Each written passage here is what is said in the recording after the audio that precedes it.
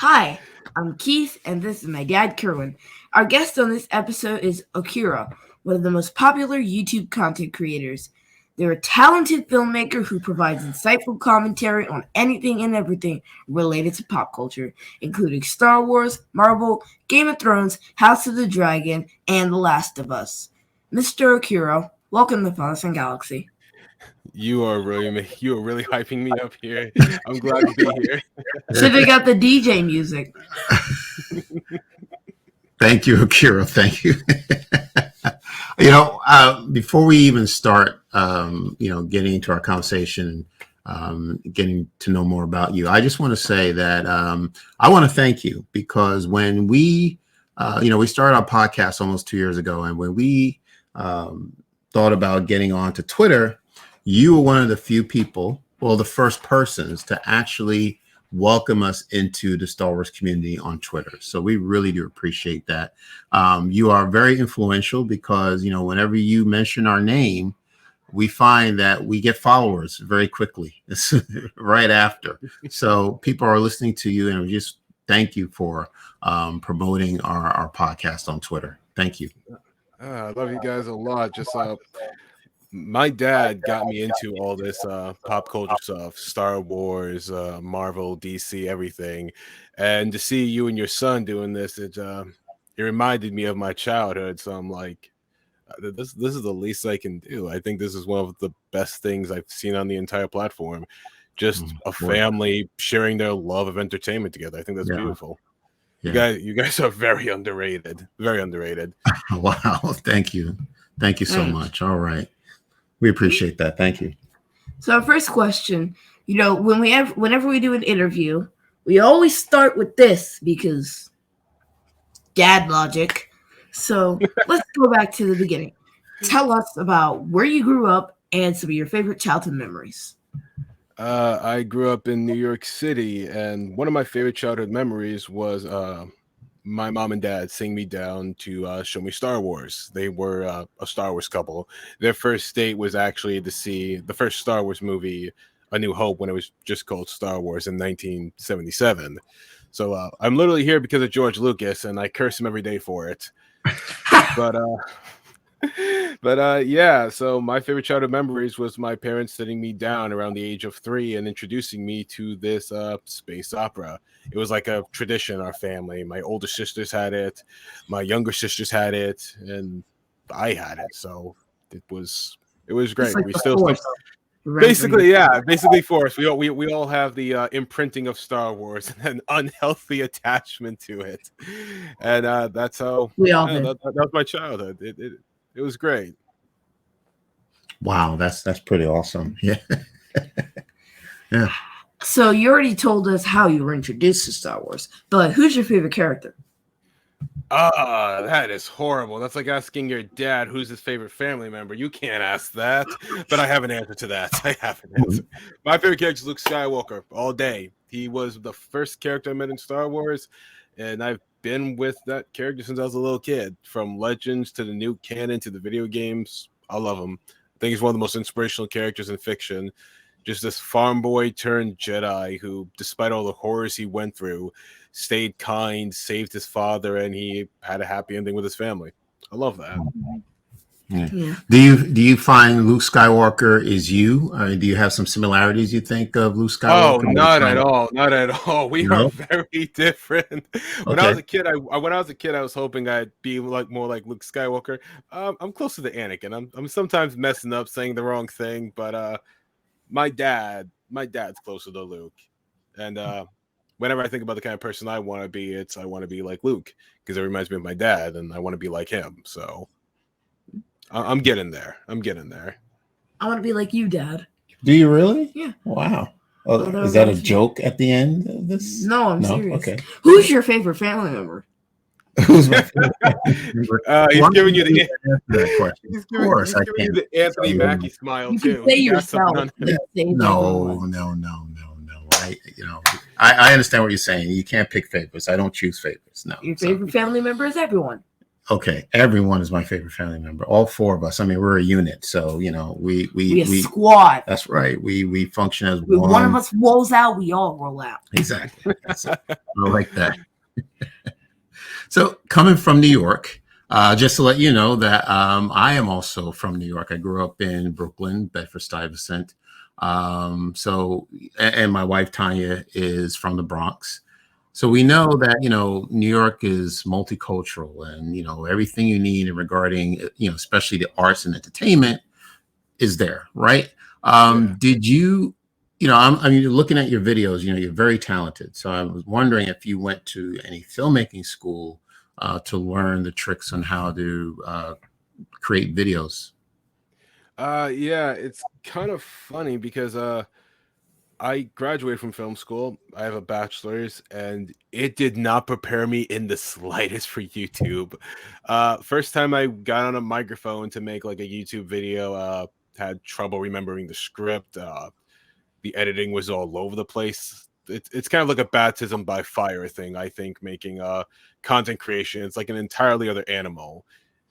Like going to film school and working in film definitely helped me when it came to like analyzing the industry, talking about Lucasfilm, Disney, Warner Bros. It helped me in that regard. But the actual meat and potatoes of being like I guess an online personality, I had no experience in, and nothing prepared me for it. I kind of fell backwards into this because I wanted to make a YouTube channel since well, I was your son's age. I always Wow. said it to myself every year. I want to make one. I want to make one. And I remember New Year's Eve, 2015. I was hanging out with some friends. I'm like, I really want to make a YouTube channel, and I never did till the pandemic started. So I guess that's one good thing to come out of COVID. I finally took the leap of faith and made a YouTube channel. Were you going to film school to make a YouTube channel, or were you going to film school for another reason? Did you want to become? Oh yeah, yeah. George Lucas was kind of my inspiration to go to Yeah. film school. I graduated a couple years ago.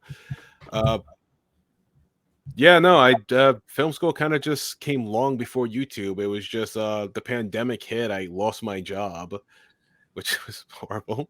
I lost my job because of the pandemic, and I'm like, I have nothing better to do but stay inside and be an unemployment. Might as well do something with my time, and that's how YouTube came up. Got it. Okay. And how many videos have you created since you started your channel? Oh God. I think I'm close to 200 and something, but I've privated so many because it's such a trial and error. Like the person I was when I started my YouTube channel isn't the person I am now. So like I would say every month my videos started to grow and evolve and change and styles and humor. So it's like a constant evolution. Even you guys, I've been watching you guys since I first saw you. You guys have gotten so much better. You guys are unrecognizable. He's unrecognizable. Look at that big man. He is so taller. You guys have really evolved. Talking about you, little man. You have grown. You have matured. You're getting some bass in your voice every time I see you. He doesn't want to believe that. I think he doesn't. It's a funny thing that Keith wants to be grown. Dad. Okay, you don't want me to know what? No, stop. You don't. Keith, okay. He reminds me so much of me at that age. He, That's the funny he doesn't thing. want to be put on the spot. Okay. All right. I was the same way. I'm sorry, man. I'm putting you on the spot, and I was you. I feel bad. Sorry about that. No, it's fine. It's funny, and then my dad decided to go into detail. Because that's what dads do. That's what dads do. He's proud of you. My dad would do this. If he was sitting here, he would start telling stories about how I was just a wee little baby, and he had my butt in his arm and my head in his hand, changing my diapers. That's just what they do. You're gonna do the same thing with your father. It don't get easier. It don't get easier. You'll always be our baby, Beat for beat, what my pops would say. Beat for beat. All right. So, okay. So besides Star Wars, what else are you into? Right. Ironically, right now, Star Wars is kind of. I still love it, but you have The Last of Us on HBO. I've been loving that. It's by the people who made Chernobyl. In love with the entire thing. Loving House of the Dragon. I'm excited for season 2. I promise I'm not being biased because I'm going to be working with HBO. I promise I'm not being biased. Are you going to be working with HBO? Yeah, I got hired actually recently by them. Oh, congratulations! Wow. I didn't know that. Wow. Okay. Well, thank you. Thank you for sharing that with us. Yeah, Okay. you guys are actually the first one to know publicly. I have never spoken about that What? publicly. Yeah. Okay. Do you mind telling us what you'd be doing? Oh, I can't tell you guys that. You can't tell us that. Okay. All right. Okay. Outside. Don't worry. When I can, you'll know it. But Tell us off camera. I can tell you off camera, off the record. I can tell you. That's fine. That's fine. Will you be staying in New York City, or would you move somewhere else? I'm gonna be actually in overseas for a couple months.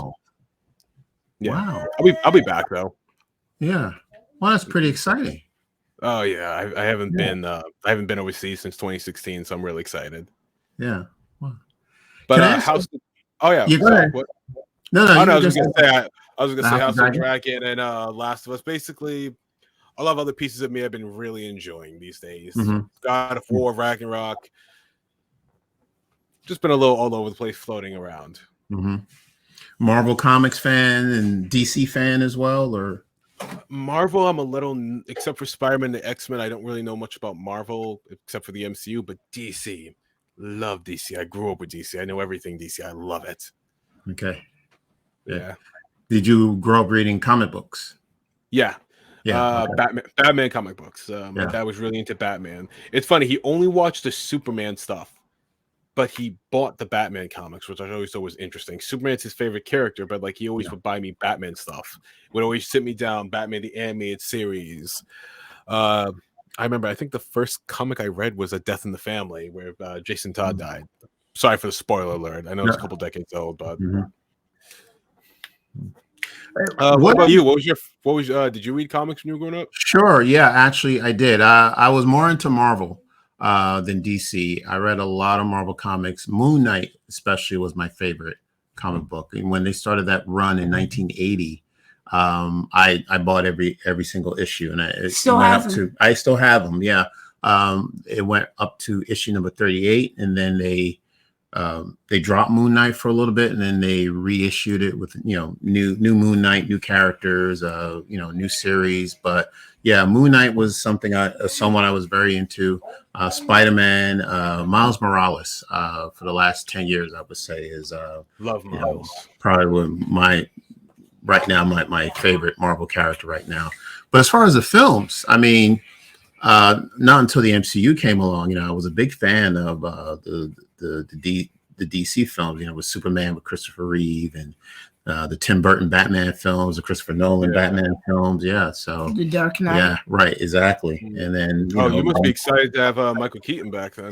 Yeah, we were actually talking about that a couple of days ago. We saw the trailer for The Flash. Very interesting. I'm intrigued. Yes. Very interesting. Yes, I know. I wasn't as interested, but I saw Sasha Cowley as Supergirl, and now I'm madly in love with her. So, yes, I'm now interested. Yes. Yeah. So, I mean, Keith is not as interested in DC. That's why we don't talk much about DC. But what are your favorite comic books or characters that you like? Spider-Man. Yeah. Nice. Good kid. Good man. Yes. Spider-Man is number one. Yeah. Spider-Man is number one. He's one of the best heroes. I like Spider-Man Far From Home. It's my favorite Spider-Man movie. Okay. Because for some reason I like road trip movies and airplane movies. Okay. Yeah. I don't know why. And you like Thor Ragnarok, right? That's one of your. You say one of your top 5? Yeah, and Shang-Chi. Shang-Chi. Okay. Yeah. Nice. I think my favorite Spider-Man movie is it's a toss-up between Into the Spider-Verse or Spider-Man 2. But my favorite Spider-Man has been Andrew. I don't know why. Maybe I like the underdog, but he's always been my favorite. But if we're talking like just Spider-Man character, Miles Morales. He's got my heart. Morales. Yeah. Yeah. Can I ask you about your name, Okiro? Does it mean something? I don't know if that was your birth name, but how'd you come up with Okiro? It's actually Okiro. Okiro, okay. Yeah, and no, I'm actually kind of lazy. That's just my family's last name. Oh, okay, gotcha. Okay. Yeah. When I do film stuff, I use my mom's last name, so my family doesn't get any weird positions. But yeah, Cole Okiro. That's just it. That's That's okay. Okay. Yeah, so I just came up with the first Okiro because I did not plan this. I want to make this clear. I didn't plan to be a content creator. I was just bored during the pandemic and wanted to talk about Star Yeah. Wars, and my friends were tired of listening to me. So I'm like, okay, I'll get on Twitter. That's where people say stuff no one wants to hear. And somehow people wanted to listen. And I guess I'm here now. Fell backwards, completely accident, not planned. Yeah. Not too far from why we started our podcast, right? Boredom. Yeah. Pure Right. boredom. Yeah. Because of the pandemic. Yeah. It was Because not much to do. the pandemic ravaged everything. Mm-hmm. And we started the podcast to kind of distract ourselves from that stuff. Yeah. And remember, that's the time when hand sanitizer was $130 a bottle, and we had to go to the store with full protective gear, like a hazmat suit, yes, to go get some milk and cookies. Yeah, it was a trying time. It was, but I couldn't get my Oreos without a mask and gloves, and I'm like, I just want cookies. Right. It was the struggle. I remember having to fight tooth and nail just for toilet paper and paper towels. Oh boy, don't even get me started. Paper products were all the rage. Yeah. Yeah. So, I want to talk to you about a video in particular. I know that you are a Star Wars fan. There was a video that you created called Finn the Lost Protagonist. The big one I made. Yes, and you dropped it on YouTube a few years back, and right now it's had over 200,000 views and 2,000 comments. So it's something that's been a hot topic for people to discuss, and I think it's still a relevant topic today. Our listeners may not be aware of the Finn story or who Finn is or the character. Would you mind telling us who Finn is and why do you consider Finn the lost protagonist? That's kind of my brand. So Finn is one of the lead characters in the sequel trilogy of Star Wars, played by London actor John Boyega. Yeah. And initially, when he was hired, J.J. Abrams, the person who started the sequel trilogy, he wanted Rey and Finn to be the two heroes of the story. He wanted to show their journey from episode 7 till 9. But JJ wasn't able to stay on for the sequel trilogy. There was a lot of schedule problems and all that. And Disney wanted to go into a different direction with a lot of the things JJ set up. And one of those things he set up was John Boyega's Finn. So when it came to episode 8, in John Boyega's own words, there was a reordered hierarchy where he was pushed to the side and kind of didn't really get to do as much as he could have as a character. And by the time JJ came back, he was mostly doing catch up of, okay, I have to end this sequel trilogy. I have to end these 9 film saga, and I have to do it in 11 months and make sure it's as short as possible. And I feel like Finn fell to the wayside in that. That's the too long didn't read of it. He was a character that was set up to be equal importance as Rey and Kylo, but ended up not being able to live up to that potential. So whenever I call Finn the lost protagonist, it's because, well, he started as a protagonist pushing the story, and he ended kind of there. He did a lot of great stuff. I understand why people love Finn. I love Finn. Loved him in The Force Awakens. I love him in The Rise of Skywalker.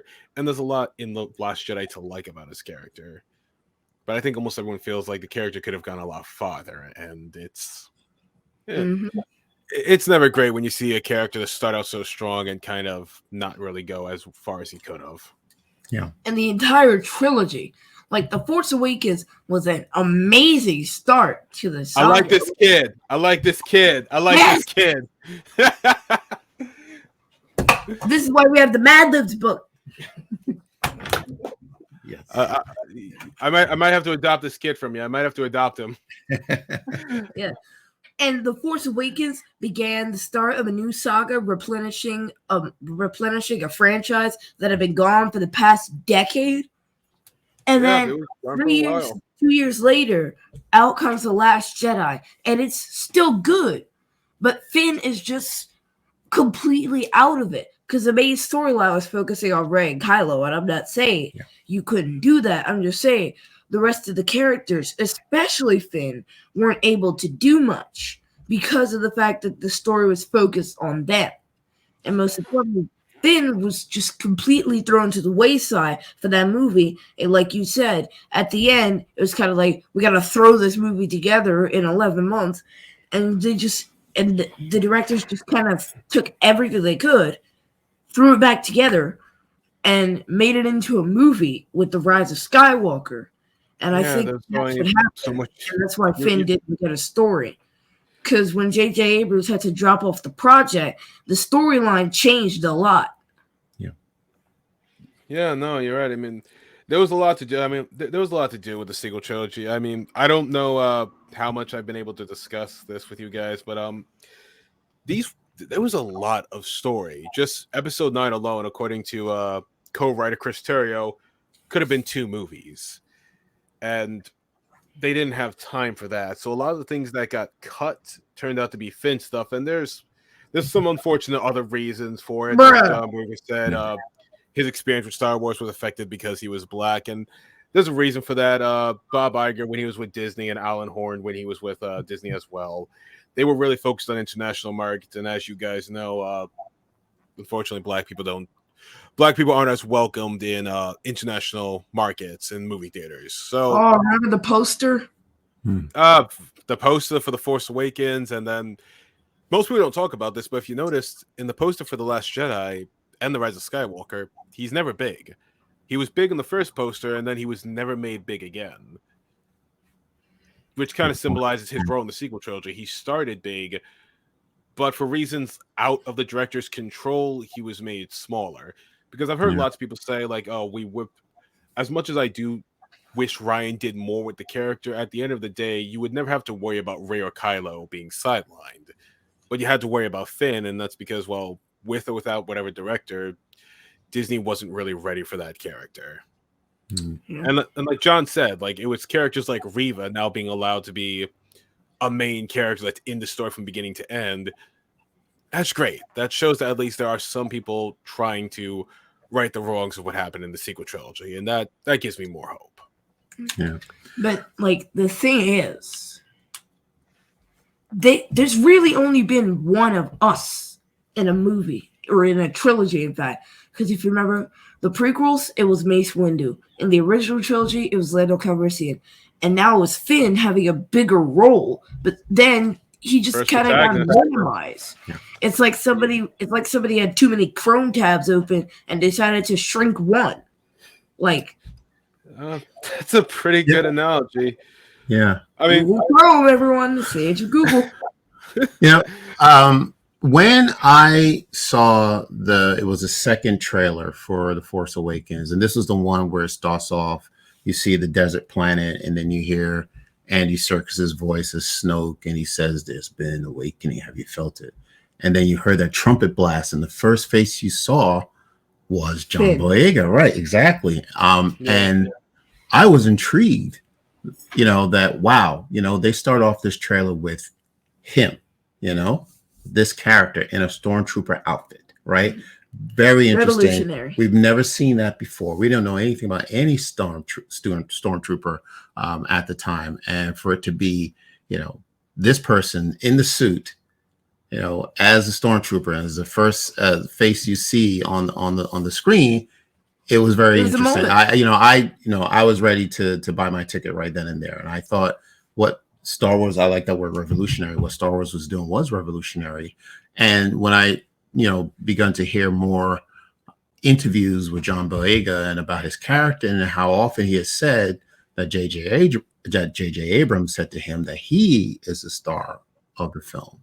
And he's asking John, like, are you ready for this? I mean, this is a big, this is a big responsibility. Are you ready for it to be the star of Star Wars? And it seemed like he was, but Yeah, it is disappointing that things change. Don't know exactly how it happened or why it happened, but It's kind of funny. yeah, John Boyega was all set to be one of the greatest characters in the sequel trilogy. yeah. And J.J. Abrams was like, "You're going to be a star." 2 years later, you're not going to be a star. You're going to be a side character. Yeah. Let me ask you guys actually a question, because we've all had this John Boyega Finn situation for years, and at this point, everything that could be said has been said.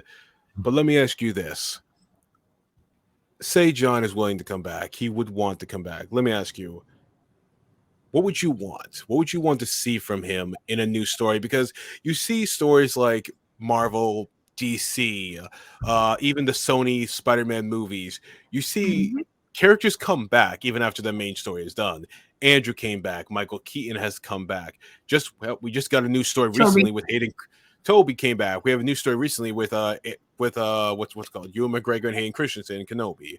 So just because the trilogy is done does not mean these characters are done. Boba Fett came back for the first time in decades. Let me ask you, what would you like to see from a new Star Wars film if John Boyega would come back as a protagonist? Like an I want a actually cohesive storyline. Yeah. I want a story that goes through and through with Finn being the same consistent character, not getting sidelined, even if he's not on the main quest, if he's on a side mission. I want Finn to have just as much screen time as everyone else does. Because what they did in The Last Jedi was they kind of gave him a menial task for most of the movie, and they didn't give him much scenes. And then The Rise of Skywalker, it was supposed to be 2 movies, but everything that got cut were Finn scenes. There is a junior novel. I can't remember the name of it. I think it's called Before the Awakening. Yes, it is. Featured the 3 new characters, Poe, Rey, and Finn. Yeah. We have it. Yes, we do. Yes, I thought. Yes, I thought the story, the Finn story, was very interesting. I would say start there. Start from the time when he is taken, however he's taken to become, like at the beginning of his training, in the First Order. How is he recruited to be a stormtrooper in the First Order, and look at the conflict that he's facing, because he knows what he's doing. For whatever, maybe he's being forced to, or he wanted to do this for a better life for his family. Maybe they could start there and just show what he's going through. His thought process of training to fight and training to know who your enemies are, and he's realizing that these are not my enemies, and he's battling. He's got this conflict going on with Phasma as his boss. She's trying to tell him to do this and do that, and he's trying to find out ways not to. Right, and then he doesn't want to.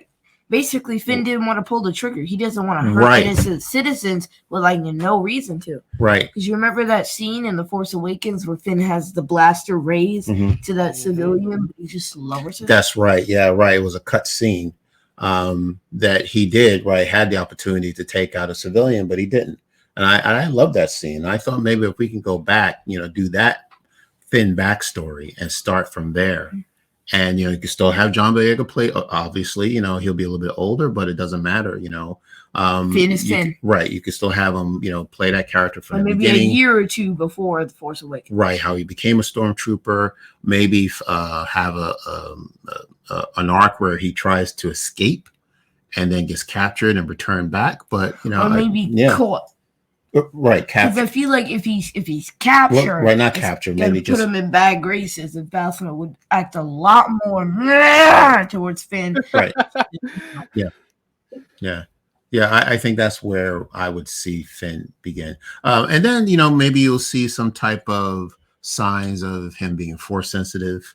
They really downplayed that. Right. One. Yeah. I don't know what happened there. Actually, that one was a fumble. To be honest with you, they even forgot that he was a stormtrooper. I was thinking about it. I was not watching, but I was remembering The Rise of Skywalker. And you remember that scene when they were on, I don't remember, Pasana, I think the name of the planet is. And they were trying to escape on the skiff. And then they were being followed by the stormtroopers. And Return of the Jedi 2, you mean? Well, right. And then that scene? Yes. And you saw the stormtroopers with their jetpacks. They take off, and Finn looks at them and says, "They fly now?" Like, okay, well, if you were a stormtrooper, I think you would know that they fly, right? So, That's yeah, actually funny. But you John was wouldn't. Jetpack, yeah. John was joking in that scene too in this one interview. He's like, "Of course they flew. Been flying since the Clone Wars." That's why I really love John because the guy the crazy thing is all these kind of guys know their history. Like Chris Terrio knows it. JJ yeah, knows it. I think this is the problem when my personal issue with like modern Disney Star Wars because modern Disney practice in general, you see this a lot from a lot of recent things Disney's put out in a couple of years. yeah, They feel the need to dumb a lot of things down when you know that's not how a story would go if it wasn't for like we need to make this more mainstream. We need to make this more like appealing to people who don't know the history of it. yeah. And that's what it felt like they were doing there. Got I it. mean, that's what it felt like they were doing a lot. Right. And if you ask this question, like, what about you? Yeah, if you were gonna write the next chapter, what would you do? Where would you have him go? I mean, if it was me, if I was going to write Finn's next chapter, I mean, for one, I'd say, hey, John, you have a lot of great ideas. You're going to have creative influence on this because I'm not going to be known as the guy who screws this up. But, You wouldn't mess but anything up because you know the story of Finn like the back of your hand. I kind of do. I don't know if that's a good thing or a bad thing. But no, what I would personally do is I would set it after episode 9, 10 years. And I've thought about this a lot. So I would set it after episode 9, and I would take a lot of the concepts from both that was cut from J.J. Abrams' script and the Colin Trevorrow script from both of them having a Stormtrooper rebellion, Finn finding his sister, and Finn leading a Stormtrooper rebellion, him using a lightsaber in a final battle. But I would also intercut that with a lot of people don't know this, but in the novel Phasma, you actually meet the person who trained Finn. His name is Captain Cardinal. Yes. Yeah, he trained he trained the younger stormtroopers on the Absolution. Phasma only trained the stormtroopers when they became late teenagers, young adults. But Captain Cardinal on the Absolution, he trained them from childhood up until like they became too old and teenagers. So that's the guy who trained Finn. So I would kind of intercut it back and forth. Like half of the story would be revealing his past, where he came from, his family, what he was taking in his childhood, while the other half is Finn trying to, let's say, liberate Coruscant. Maybe it's been years since the sequel trilogy, but they haven't been able to get back Coruscant. It's like the last place of the First Order, their final stand. And you have Finn with Janna and even Rey, like they're all there, but it's Finn's story as he's liberating this stormtrooper capital, trying to free his people. And it can give you closure on his backstory, give you closure on Janna, the stormtroopers, while providing some background subplots of, okay, this is what Rey has been doing the last couple of years. This is what Poe, Rose. But the story is focused on Finn. So instead of his story being the subplot, he's the main plot, and everything else is slowly developing the background related to him. Because with Finn with the Force, you can develop Rey. With fighting to free the Republic, fighting to free Coruscant, you develop the New Republic, which is Poe and Rose. And fighting to free Stormtroopers, you develop Janna, because she's a Stormtrooper too. So you can tie all these subplots together. All you gotta do is make Finn the lead of a story and give him his dues. Yeah. Well, I really enjoyed that video in particular. I mean, I've seen others. It's a wonderful commentary, and it must have been difficult for you to write because you had to write it in a way that you're angry with what happened with Finn, but you just give a compelling argument, and without it sounding angry or annoyed or ranting. So how long did it take you to actually write that commentary for Finn? Ironically, it didn't take me a long time to write or even record it. For me, it's the editing, because I naturally have this kind of a monotone voice. I can't help it. I have this monotone voice, so it kind of helps me to sound neutral in videos. But the editing takes a while because I always try to put some humor in it, because like I want to distract from the situation. Because I know this conversation is like kind of a bleak one or kind of an ultra serious one, and I like to distract with humor, visuals. I like people to be entertained even when we're talking about something serious, to balance it out. Because to me, if you get the balance of the light and the dark, they both hit harder. The serious conversation feels even more serious because it is it's balanced out by lightheartedness, and likewise the lightheartedness balances out the dark because you're used to seeing the dark. So it's good to have that balance, in my opinion, when you're talking about things or making videos. Mm-hmm. So what projects are you looking forward to seeing, reading, or playing this year? Either Star Wars or Marvel related. If we're talking Star Wars, DC. DC, I'm looking forward to seeing Sasha Calle. That's about it. Yeah. Okay. Marvel, I'm looking forward to Across the Spider-Verse. Number one anticipated project. And Star Wars, it's Visions Season 2 because I loved that. It was my favorite thing that they did. I like this man. Yes. Get this man a shield. Yes. I do a very bad T'Challa accent. You want to talk about your favorite projects? What are you looking forward to seeing? Honestly, I am very excited for Across the Spider-Verse. Nice. What I'm excited for. So this is not a movie or TV show, but Disney 100. So the exhibit at the Franklin Institute in Philadelphia, I'm really excited for that because, it's a celebration of the first century of Disney, and there's many centuries to go. Like, Disney is a thing that never dies, so I'm really excited to see that exhibit. Yeah, right? Nice. Yeah, we have the exhibit is actually coming to Philadelphia this weekend. So we're going to see it. Yeah, we're looking forward to that. As for me, I'm with you. Visions is volume 2. Love to see it. Can't wait. I'm interested in seeing the Skeleton Crew because I've heard, stories about it feeling like a Spielberg-esque type series from the 80s. So it's going to have that feel of an Amblin Entertainment movie from back in the day. So, I was a big fan of the Amblin films in the 80s. Stranger Things is very similar to that tone. So I'm looking forward to that as well. Which season? Are you going to make fun of me again, Keith? No, but if it's season 4, I'm going to be like... No, I mean, that's what... It's season 1, I'll be like... No, well, basically, that's what Stranger Things is about, right? That's the tone. It takes place in the 80s. As far as I know, the first 1983. Season... Yeah. So, Season 2, 1984. Season 3, best season, 1985. Okay, but I don't know if you noticed that if you saw maybe the first season that you saw maybe some things that looked familiar to you, like maybe something... the bikes? The bicycles, right, from E.T. It's so E.T. Yeah, exactly. That's my point. Yeah.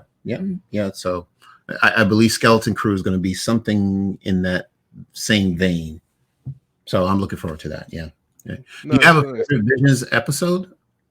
Yeah, The Elder. That's my favorite. My favorite is The Elder, I think The Village Bride. Yeah, The Village Bride and The 12th Jedi. Yeah.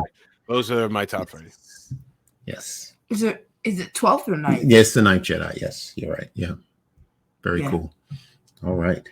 Mm-hmm. Okay. And go ahead. I'm sorry. You can ask the next question. So what are your next projects?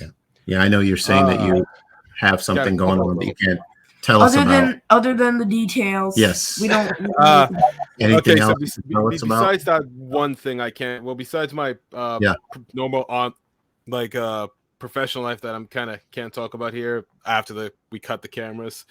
Sure. I'm working on a video of 2 videos. One with a friend of mine called The Sea. We're doing talking about Disney 100 years later, and I'm making a personal video on the current state of Disney because as everyone knows, I have a lot of opinions on Disney.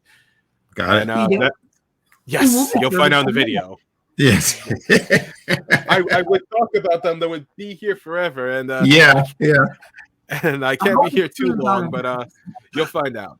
And I'm going to do a breakdown of each episode of The Last of Us, episode by episode. Oh, nice. Okay. Can't watch that one.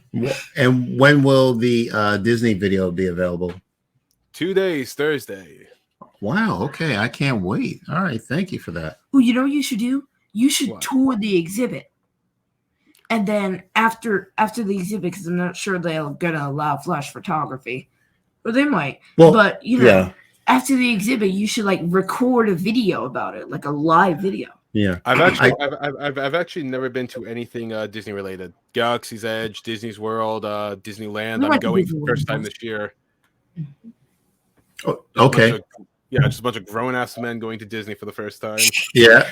Well, okay, that's gonna be fun. Wait, Yeah. Disneyland in California or These- I'm going to all of them. I'm going to Disneyland, then later in the year I'm going to Disney World, and Yeah. just gonna see them all. If you're in Disneyland, I gotta say, you have to try the Millennium Falcon and Rise of the Resistance. Firstly, I tried to pilot the Millennium Falcon. Mom had most of the controls on her side, and she was screaming like R2-D2 because we were all so excited Yeah. to actually fly the Millennium Falcon. So, nothing got done. And Dad and Maceo were just kind of gawking out the window, and I'm like, shoot! We're losing cannons. Yeah. Every time we get hit by these TIE fighters, you should be shooting back. I think you were taking the Dad ride the a entire little time. too seriously. Wait, Dad the entire time. I was just in awe. Like, this is amazing. Where And am I'm I? like, punch it! I'm in the cockpit of the Millennium Falcon. It was awesome. And then the rise of the Resistance. Yeah. Oh, was that pretty cool. one was. But don't give it away though if you have not been on the ride. But it's absolutely a cool ride. Yeah. Nice. We gotta get good food. Yes. Yeah.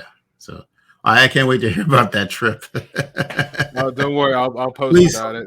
If you can please take pictures. Absolutely. Oh, I will. Yeah. Okay.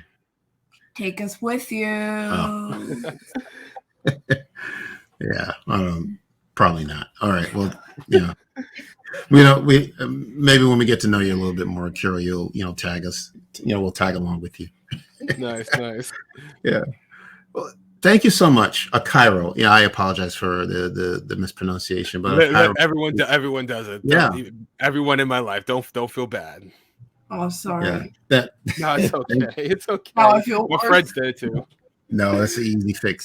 So, Okiro, thank you so much. Yeah.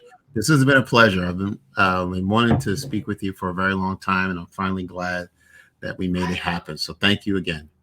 Hey, thank you for having me. Sure. And where can people find you? The first Okiro, everywhere. Yes. That's where I am everywhere. Okay. All right. And then Keith, where can people find us? So you can listen to us wherever you get your podcasts, whether it be Spotify to Google Podcasts to Overcast. We're everywhere. Socials, Facebook, Twitter, and Instagram at Fatherson Galaxy. Website, FatherSonGalaxy.com. Merch store, FatherSonGalaxy.myspreadshop.com. Got lots of merch there. And lastly, check out our Spreaker page as well. All right. Thank you very much. That is it. Thank you, Okiro. Thank you once again. Much success to you in your business endeavors. Good luck. Virtual fist bump. Yes, absolutely. Virtual fist bump. Thank you so much. And we'll speak to you again. Very soon. All right. So we'll let everyone know that thank you so much for joining us on this episode. Thank you for watching and listening. Until next time, take care, and we will see you again.